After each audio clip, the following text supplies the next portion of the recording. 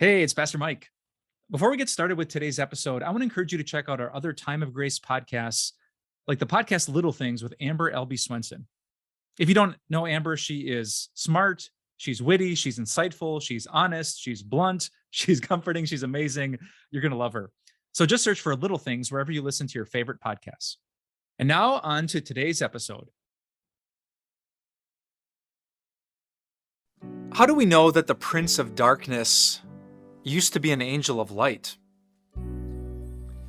Recently, someone texted me that question, Pastor, how do we know that the devil is a fallen angel? Where is that teaching in the Bible?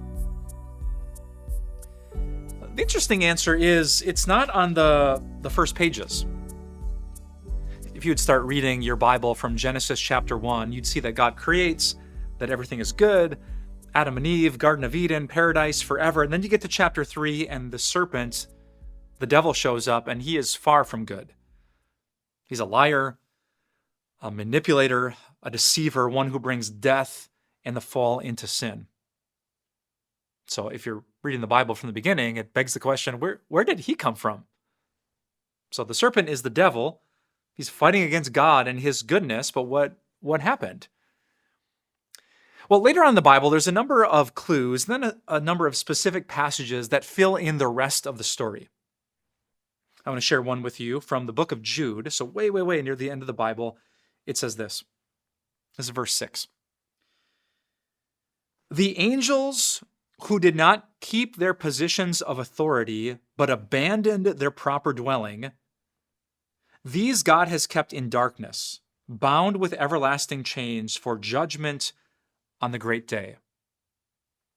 It's an interesting line. Angels, right? We think God created the angels, these spiritual beings. They did not keep their positions of authority, so they didn't stay as these authoritative angels. No, what did they do? They abandoned their proper dwelling. These God has kept in darkness. So we know that at some time in history, good angels fell from where they were. We call those formerly good angels demons, and we call one particular fallen angel the devil, or Satan.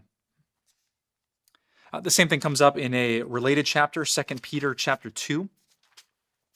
The language is pretty similar. It says this. If God did not spare angels when they sinned, but sent them to hell, putting them in chains of darkness to be held for the judgment, then he goes on to teach. So angels sinned. God didn't spare them, but he judged them. He condemned them to hell. Okay, so we find out there are fallen angels. They fell because they sinned. God judged them. Satan was one of them, and it makes you wonder, well, what did they do? Like if you're an angel, you're in the presence of God. Like everything is perfect.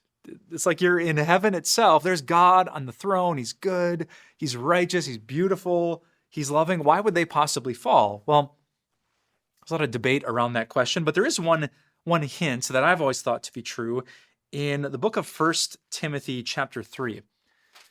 So in 1 Timothy chapter 3, my Bible calls it qualifications for overseers and deacons. So this is like what kind of person you have to be a pastor, a leader in the church. And in verse 6, the Apostle Paul says this.